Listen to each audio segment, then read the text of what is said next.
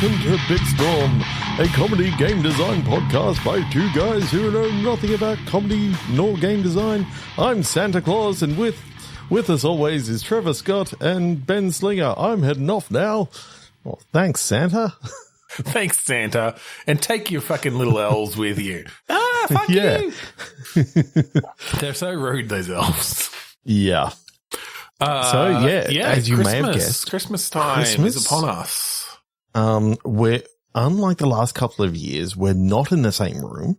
That's true. Yeah, we usually do our Christmas ones together, but the timing didn't really work out. We remember that we actually have bodies that can be in the same location, and we remember about this time of year that we should get together. We couldn't make that happen tonight because we both had Christmas Carol things for the kiddies. That's it. Yep. We had to sit through. I mean, thoroughly enjoyed two singing. separate instances at the same time of children singing. What they call Christmas carols. Yeah, except most of them were not Christmas carols from our one that I went to. Like there was Santa Claus is coming and Last Christmas, and they're not carols. That's okay. I prefer that. Our kids did things like a Taylor Swift. What was it? I think they did Shake It Off, but instead they said like Santa Claus. It was like versions of there was the grade ones did fa la la la la la la la. Fa la la la la la la la Santa. Thunder. Fa la la la. It was a Christmas version of Thunderstruck. It was very good. So my son did All I Want for Christmas Is You and Last Christmas. And so I read up on it. So you got I have whammed. not lost Whamageddon because that was a cover version. Oh, it has to be the original. And that is it has to be original. Okay. So I still have not lost Whamageddon. I thought your son was George Michael. Is that not No. No? No. Oh, no. Okay. I've been calling him the wrong name this whole time. Yeah. And also treating him as a pop star who's dead. Didn't he die? Yeah. Yeah, there's some other implications I know. I was not going to attack those bits. So, Ben, what are we doing tonight? This is totally off the fucking rails. Cut whatever you need to. Yeah, I think, what we're going to do is we haven't done this before. We usually do bring a Christmas theme, obviously, into our Christmas episodes. Usually we do click pitch, but I think we're going to do movies. I think we're going to take some random movies and maybe think of what a Christmas version of that could look like, either as a video game or just do some world building, like whatever comes out. Yeah. And look, if the movie is already Christmassy, like it's set at Christmas, like then we remove Hard, the Christmas from it. Yes. We de-Christmas it. Everything is on the table. We can bring back things from Christmases past. Like Cantasaurs. Reverse Santa Claus. Reverse Santa Claus. Mrs. Claus. Was that Mrs. No, Mrs. Claus is then pulling the strings. Yeah, right. Yeah, She's sort of over. So we can either go down that law or because everything is on the table now because we're in season 2. Nothing. Yeah. Like we don't have to keep any of that previous law. It's all up in the air. No. So anyway, we can recanonize. 3, 2, 1 movie. Yeah. Or 3, 2, 1 Christmas.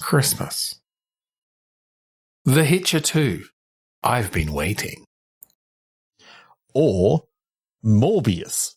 Christmas Morbius. That's pretty funny. I haven't seen Morbius. He's a vampire, right? Like he is a vampire. Yeah, and I do like the idea of a Spider-Man Christmas. Yeah, it's set at Christmas time. I do like that. Or a vampire just delivering Christmas presents, but also wanting to get a taste of that sweet virgin blood. He just takes a little bit in return. Instead of milk and cookies, he just sneaks up on the children in their beds. Takes just a little sip. Blood and cookies. Blood and cookies. He didn't touch his milk. I do kind of like the idea. Hey, little Timmy, you look a little pale. I do like the idea that it's actually the kids drink milk and then they have to give blood and leave that out for Vampire Santa. Yeah. Because otherwise he's just going to take it and that's going to be much more traumatic. Vampta Claus. Vampta Claus. Santacular. Ooh, Santacular. Sounds more like I don't know. But no, okay, so what it's Morbin time.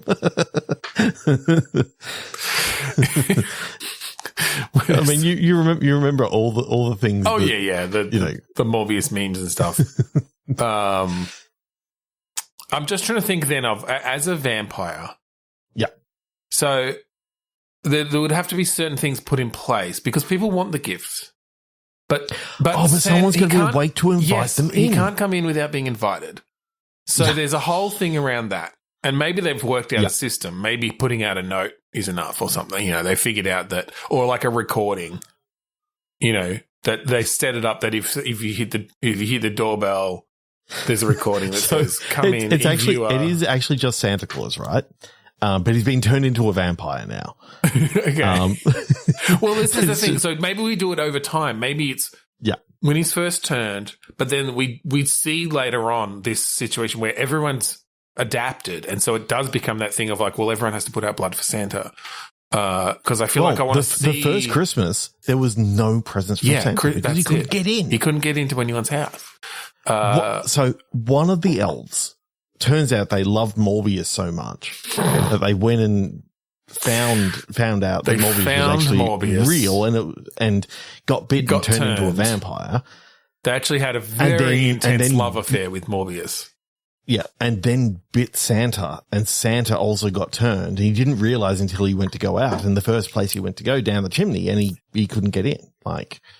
Because chimneys can't. And then all of a sudden he was craving blood, and he killed a lot. Well, he killed, I'm talking a lot of reindeer to start with. Reindeer to start with. He tried to hold off because he knew he had to get home, but he staggered home with maybe Rudolph and fucking Vixen just hanging on. It was foggy that night, so he needed reindeers. He needed Rudolph's nose, but if it wasn't foggy, Rudolph would have been done for. Would have been first. Yeah. I mean, because that red it's easy to find. Looks like an apple. Blood. Well, yeah, and it's blood red. And it looks like blood. You're right. Yeah. It must be pulsing with blood to have that much light coming out of it. Yeah, think of the circulation that must be going through Rudolph for him to have bioluminescence in his nose. Oh, yeah. Okay, so who do you play? I don't. Maybe you play different people at different times. Because I do think you need to play Vampire Santa at some point, but I don't think first. Ooh, I don't think it's the first thing. Okay, this is kind of similar to Heavy Rain, in which you play, the five different people over the course of the story. Oh yeah, I think so. You play the elf, you play Morbius, you play. No. I don't think you need to go that deep. If you want to tell this, so you don't want to see the torrid love affair between Morbius and the elf. You hear that retold by the elf later, maybe as Santa or someone. I think it starts off. And there's a 20-minute cutscene. It's a cutscene that was actually cut from the game, but it's in there hot coffee style. No, is it Jason? Sean was the other kid I think that he had. Jason. The elf's name is Jason, and there's a whole section where you play. That's the one time you play as Morbius. Is calling it Jason. And it's as they're Jason, fucking. And you press X to say Jason. Yeah. Press X to yell in ecstasy Jason's name. He fucks you good. No, I think the game starts as you're a kid on that first Christmas morning. Yep. And you come down the stairs. Your parents. You wake your parents up because there's no presents. Like, what's going on? No one knows what's happening. You turn on the news. it's widespread panic, like no presents anywhere across the world. Did he get turned during the night? So it's like present. It stopped at a certain point. Interesting. Yeah, that could be interesting. And then I think though, you just have this section as that kid, and then later on we come back to that kid when they're older. Yeah. And that's when we see sort of how the world has adapted. Maybe they've got kids now. And you see how those changes have had to take place. But then, after you put garlic out so that they only can, so Santa can only go so far. He can't go into any of the rooms because he doesn't like the smell of garlic. Right. You have to put not just, so you want Santa to come in, but not too far because there are risks. There were incidents before this was all sort of sorted out when, yes, people were inviting him in, but he got pretty peckish if you hadn't put the right blood type out. They went for one of the parents or... I mean, Santa or Dracula Claus or whatever it was. Santacular Claus? Santacular Claus. I don't know. Vamp Santa. Vampa. Vampta. Nosferatu.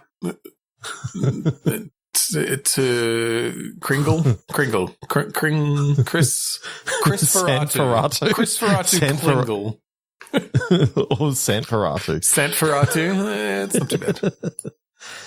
Saint Ferratu. Saint Nosferatu. I don't know. Yeah. One of those. Yeah, we'll figure it out. Yeah. Over the night, we'll come back to it. If we can come up with a good name for Vamp Santa. Okay, so the game is kind of Heavy Rain inspired in the Vampta Claus? Not bad. I think we've already said that. Maybe. Either way, I like the idea of, at one stage you're unwrapping the presents, so you're pushing the button you get those little interactions to sort of make you feel grounded in the game and part of that character. Taking down the garlic and putting it in the you put it in the pantry. Don't waste it, or in the bolognese. Like you have been making bolognese that morning. Well, it becomes a tradition to have the Christmas bolognese, or with the garlic bread as well, fresh garlic bread, and I'm imagining all the garlicky treats nowadays. Like Christmas becomes very garlic heavy. garlic no sweets, loving for like garlic. 2 nights until the garlic gets out of everyone's system. Oh yeah, yeah. Definitely. No. Christmas rom-coms have become very different. There's a lot of toothbrushing. They're sitting at other ends of the table just yelling at each other over the table. Candlelit dinner with the candle right in the middle. The meet cutes only happen through like closed windows. If they meet each other on the street, like that just never happens because they have to turn away from each other too quickly. Yeah. Can't handle that gas breath. masks are standard. Yeah. Standard. It looks like a Christmas at Ground Zero, but it turns out that it's just garlic. The garlic industry is like a lot of land that was previously used for other things is now just for garlic. Garlic. Yeah. That's really cool. And Heavy Rain expired, so we've already got the game covered. 3, 2, 1 click. 3, 2, 1 movie, I should say. 3, 2, 1 Christmas.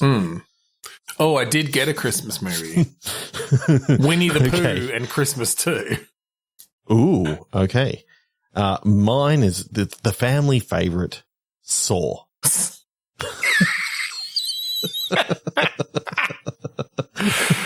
Have they not done a Saw based at Christmas yet? There's been 10 of the fuckers. They have not done a Saw based at Christmas. Okay. Can we do I think Saw it's about time. and Winnie the Pooh, though? I mean, Winnie the Pooh is in the public domain now, so we can do whatever we want with Winnie the Pooh right now. As long as it's not the Disney-looking one. because I think they figured out that that's a derivative then of their derivative. But yes, we can use the stories, we can use the characters. Yeah. So 100 Acre Wood. Eeyore is so depressed that he starts. Eeyore that is definitely Jigsaw. 100%. And Jig-Aw. No.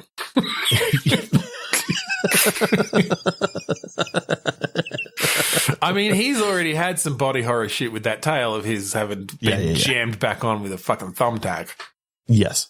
That's what radical. That's what turned him. Yeah. So who? I mean, Piglet has to be a victim. I feel like Piglet's the victim who turns out to be in on it and the apprentice. Yeah. Do. It's like it's that music at the end. It's like you see the Piglet's the one in the pig mask. Takes the mask off and it's just another pig face underneath. Exactly. Oh, and now that you've said that, I feel like I want this to be done with like really bad prosthetics. Like they're all humanoid, but it's like the fucking kangaroos in Tank Girl, or whatever. Is that? I think that's what it was. Or like Winnie the Pooh, Blood and Honey. Have you seen that? I know it exists, but is that what they do in that? Is it prosthetic? Okay. It's kind of like humans with weird fucking masks, but they are actually anthropomorphized. See, they've already done it then. I feel like that turns me off doing it. I just like the idea that he pulls off the mask and it's, a cute Piglet and it's face. Piglet. All right. That's fine. Yeah. Let's do it more cartoony then. Yeah. More cartoony, but more blood. Yeah. Yeah. I mean, Tigger gets dismembered. Yeah. He's not jumping around Tigger's anymore. Bounce. Not anymore. If you must bounce. So you must bounce through this field of saw blades to save yourself. You will never bounce again. Every bounce, more of him is getting cut off until finally he's got no tail left. Yeah, that's it. Just the tail. Because that's all the bounces. Well, and this is the thing. Eeyore lost his tail. Like he actually is just trying to take everyone's tails. Yeah, that's that's his goal. Now the problem is, who doesn't have a tail? Christopher Robin, Winnie the Pooh. Winnie the Pooh doesn't have a tail. I mean, I guess he's tails, bears have little like flip it little. Don't they have little?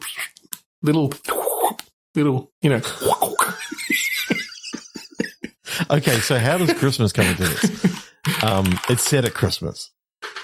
Yeah, I looked it up. Bears have little tails. So that's fine. Well, I got a Christmas movie, so we could just remove the Christmas, like we sort of talked about, if we wanted to. Yeah. But, you could just add a Christmas sheen over it all. Charlie Sheen's sister, Christmas Sheen. Have you noticed that, it seems that half the characters in Winnie the Pooh are just named after the type of animal? Yeah, you've just and the other half are given shitty names. Like Winnie, Eeyore, shitty names. Yeah. Is that it? Piglet, Tigger, Rabbit, I mean, Owl. Piglet is just what they are, though, really. Yeah, that's what I'm saying. Oh, right, okay. But Tigger is one of the shitty names. It's Piglet a tiger, isn't he? Well, no, he's a tiger. Tigger. I think there's a whole thing. He's a Tigger. Like, he's just a thing. He's his own thing. Because Tigger's bounce. Tigger a tiger? He's striped like I guess Wikipedia does say he's an anthropomorphic toy tiger. Yeah, okay. He's a tiger. But Tigger is not the word. That's a different word. It's still a shitty, weird name. Yeah. It's and Christopher Robin is actually a bird. He's actually a robin. Right. or, and this is a bigger stretch, he's actually Batman's, like, Batman's, Batman's sidekick. Hmm. He's Christopher Robin. Who came after Jason Todd and Damian Wayne. He only got the job because his last name was already Robin, and so it just made it easier. Exactly. 100%. 3-2-1 movie Christmas thing. The perfect game. It, Chapter 2. Okay. So mine is like, it seems boring. It's a group of boys who became the first non-US team to win the Little League World Series. So we're definitely not using the story from that one because that's boring as shit. Yeah. But the perfect game. The perfect game could is not a bad name for a Christmas movie. Yeah. Now I'm starting to think of that movie with Michael Douglas in it called The Game. Or is it bowling? You're trying to bowl a perfect game. It's a Christmas tournament. Yeah. And the prize is a red balloon and a clown costume. That's a Blu-ray copy of It Chapter 2. Yeah, okay, there you go. That brings it in. Definitely worth all the training you're going to go through in this game to bowl a perfect game. Yes. No, but I kind of I feel like it's almost a little bit rom-com-y. Yes. And it's all about the distractions in between the game because unlike most bowling games where the majority of the time is spent bowling, it's like real bowling where the majority of the time is waiting for other turn. People. So you're in conversations with people and you're seeing, what's going on for Christmas and I like that. Yeah. But of course there is a whole bowling game in there as well. You do still bowl. Yeah. And look, this isn't I don't think it's necessarily a tournament. I think this is a group of friends are having a tournament and they're like, whoever wins, gets to take home It Chapter 2, which we all bonded over, back in 2019, just before COVID. Yes, it was the movie that brought us all together. Yeah. So it's got stakes. It's got higher stakes, but it's like, if someone bowls the perfect game, they automatically win. It's basically higher score. Okay. Over the night. Okay. And it's multiple games, because you want that time of people going up to the bar and having a couple of drinks and. Yeah, totally. Well, I wonder then if okay, yeah, I do like that because then there's a sort of a mixed message or a double entendre there a bit of the perfect game is just bowling with friends, right? Like that's perfect. Yeah. But also at Christmas time. But also maybe at some point someone else in the bowling alley, like as part of the narrative, bowls a perfect game and that like there's a big thing that happens and like that's part of there's a red balloon that drops down, of course. Yeah. We all float down here. Yeah, I like that. I like that as a bit of a cozy bowling game, but with this, with very much this narrative that plays out, and you kind of do it. It's like, okay, well, you're going to get the different conversations because, it's Josh's turn, so Josh is going to get up, and now it's like, okay, well, I'm going to talk to Jenny, his partner, who they bonded when she grabbed his hand in the scary bit in Part 2, exactly.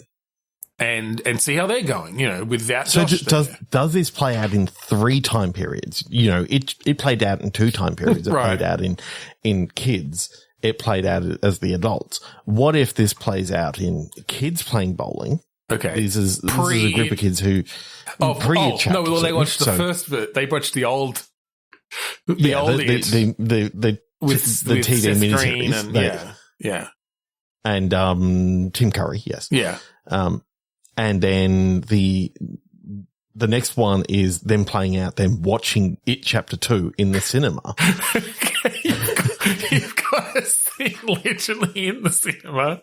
Okay. Yeah. With It Chapter 2 playing out. And then you're have to playing get the rights, adults. But, Yeah. then you got the adults who are actually playing the bowling game tournament now. Yeah. And it's sort of like, you know, you can maybe bring in a couple of things that were missed from the It books. Like you can have the kids having an orgy because that happens in the fucking books. Yeah, I know it does. I don't know if we'll put that Mystical in our turtle? game. Was there a mystical turtle? Yeah. I don't remember a mystical turtle. Was that also in the sewers? That was the turtle and Pennywise were like came at the same time, and then Stephen King likes to do stuff like that.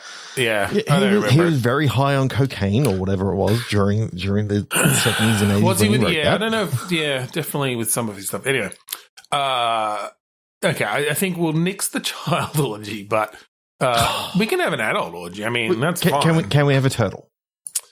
Yeah. It's turtle in from one of Entourage, those claw games. In one of those claw games, there is a turtle. Okay, and it gives you can attempt to win it, or it's just it's the same turtle in the kids one. Oh, and the adults. Okay, and it's there at the movie theater when you just it's sitting there with a bag of popcorn and a drink. No, but it's not more moving. that movies sometimes have games in the lobby. Oh, okay. It's not sitting next to you. You look over and there's a fucking turtle. Stuffed turtle there with a huge fucking drink and a straw in its mouth. It's a bit dark, and then it lights up, with something, and you look over, and half the fucking popcorn's gone. Like, you haven't seen it move. Well, half that fucking popcorn is gone. Funnily enough, the light came from the turtle. He's on his fucking phone. It's like, come on. Hate when people do that. Or turtles. And then, later he's back in the claw machine. That's his home. That's where he lives. That's where he lives. Just lived there for 30 years. And, I'm just picturing in the kids one, you pick it up, and just as it's about to fall out, it falls out and is just on the very edge. No matter what you do, it'll teetering on the edge. Yeah. And when you come back to it later on, it's back in the middle. It's moved itself back in the middle. Totally. It's its cozy spot. This whole game's actually really the turtle story. Oh, yeah. Everything else is just... The turtle has a purple bandana. It's Donatello. 3, 2, 1. But funnily enough, it was fucking Michelangelo in the cinema, because he's the type of guy who would put his phone on. He is a party dude. He's a party dude. And he also ate a lot, and I'm talking a lot, of popcorn and pizza. I mean, yeah. I've just got the perfect movie for this. Okay. So 3 to 1 movie. Yeah. The Guardians of the Galaxy Holiday Special. I haven't seen that, actually. Have you not? No. Don't know why I missed that one. Oh, it's on. I'm sure it's on Disney Plus. Yeah, Disney Plus. And it's quite funny. It's got Kevin Bacon in it. I've heard it's good. Kevin Bacon in it. Oh, that's nice of him to come in and make sure everyone has a Bacon number of one. That he exactly. It's pretty much just what he does now, isn't it? Well, I have the Man with the Iron Fists 2. Okay. Which I don't know. I could feel like Iron Fists in a Christmas sort of setting could be interesting. You could go with that. We could work in the Guardians potentially. I mean, that you could see their ship flying overhead. Okay, yeah, we'll just make it an Easter egg. Yeah. The Man with the Iron Fist 2 is actually, it's this guy who comes in with a big white beard and a big big belly, shirtless. But he's shirtless, yeah. And the thing is, he's found badly wounded near a village. As I read here, like when a stranger. Oh, did you look it up? Okay. Oh, you. Yeah. When a stranger, Santa, is found wounded near the village and he has amnesia. Yeah. Like, a family brings him in and, it turns out that he's really, really good at fighting. As he heals, he becomes entrenched in a conflict that pits the townfolk against the evil Krampus. Yep. And his nefarious clan. Yeah. Yeah. Which seems to be an elf clan. An elf clan. Yeah, it's all of the disgruntled elves have gone and worked for Krampus. All of this is happening in the North Pole. Yeah. This is the story of... This is before the North Pole was covered with ice and all this sort of stuff. This is...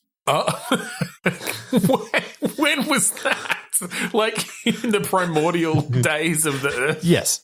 Okay. Primordial days of Earth. Okay, so it's actually like you play it out. You're in a jungle. Yeah, you're in a jungle. And at the end of the game, it zooms out. And it says North Pole.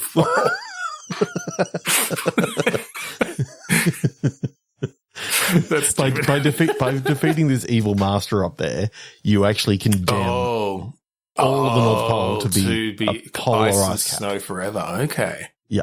That's interesting. What happened to the South Pole then? That's for a different story. That's cancer slaws. Same thing happened. At the same fucking time. That's just synchronicity, man. Well, they're yin and yang. Yeah. They're the opposite. I mean, they're north and south. They're different poles of a magnet. Yep. One's got penguins. One's got polar bears. Yeah. And elves. Elves are in both. Do you know Antarctica actually means no elves? So, okay, I do. Instead, they've got gnomes. I love the idea of... Wait, what did you say? Instead, they've got gnomes. Gnomes, yeah. That Linux distribution. Okay. So, I love the idea of a Santa training up buff, fucking bulky Santa, So I think of this kind of like, sweating. Do you remember the Mortal Kombat Shaolin Warriors game? Was that like the side-scrolling kind of one? So side-scrolling one that kind of felt a little bit more Double Dragon-y, a bit more Golden Axe-y, you were sort of traveling between worlds and that sort of stuff. Yeah. I think this kind of works quite well for that. For sure, and, you realize that, this evil master that you going up against is in this, really crazy tower and all this sort of stuff. Yep. When you see the top of it, you go, oh, that looks a little bit like cottagey. But it's at the top of a tower. So, of course, that's got nothing to do with what's going to happen. But it turns out that's just foreshadowing. That's Santa's place. And underneath Santa's place is a huge fucking tower. Yeah. That goes all the way down. It goes all the way down. But the snow has covered it up to just the top. Yeah. By the end. Yeah. I love that. I love a beat 'em up where you just fucking knocking the shit out of some elves. Yeah. And you can mix up the elves. You've got all sorts of different elves with different weapons and different skills. And of course, like Golden Axe, there is a gnome that comes in with a fucking sack. Yeah. And you got to kick the shit out of him. That's what gave Santa the idea of a sack. Yeah. Of using a sack. Was that fucking gnome. He stole his sack. Gnome. Yeah. Eventually, when you, because you see the gnome come up multiple times during the game. When you get that boss battle, kind of like in Castle Crashers, where you've got, different things that actually happen and all that sort of stuff. You finally have a boss battle against the gnome. You're against the gnome, and your takeaway from that is you actually behead him. And then, right, of course. Yeah. And then you've now got that sack. Yeah. And it turns out that it's basically, like the D&D. It's a bag of holding. Yeah. A sack of holding. It's a sack of holding. Sack of presents. It holds holding. a fuckload of presents. Yeah. And that gnome's head that is always down at the bottom. It's always the last thing in there. When he pulls out that head, he's out of stuff. He's out of gifts. Yeah. That's how we know when he's going to get more. Santa Claus pulling out the fucking severed head of a gnome. Okay. On that note. And it talks to him. Oh, it's kind of like, what's his name in God of War? Like he puts it on his belt. He puts it on his belt. Yeah. Yeah. Yeah. Cool. It's a navigator. Yeah. You know. Love that. Oh, okay. Also and kind of like there's the head in Monkey Island. It turns the, yeah. Yeah. There's also, and here's the crazy thing, there is also a DLC that is all about the same thing happening down in the South Pole, but for Cantislaws. And you get to play through all DLC downloadable Cantislaws. Yeah. Yeah. DLCS. Yeah.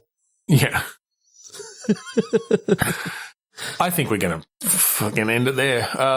Yeah. If you'd like to find our previous episodes, please go to podchaser.com/bitstorm. Leave us a review. Let us know what you thought. And Merry Christmas. Yeah. Merry Christmas to all. And just because we're so kind, we're going to let you in on a little secret. And that secret is the song that we play at the start and end of each episode is called Mount Defiance, and it's on the album Containment Failure by the band Kuridos. And just for this week only, we're going to offer you the whole album for free. Yeah. Just go to kuridos.bandcamp.com, and as a Christmas present from us to you, you can download that album and the other ones for free. But now you know the secret. You have to keep the magic alive for your younger siblings. Yes. Okay. So anyway, thank you for joining us this week on Bitstorm. I'm Ben Slinger. I'm Trev Scott. And I'm Eeyore. Merry Christmas. I'm going to cut off your tail.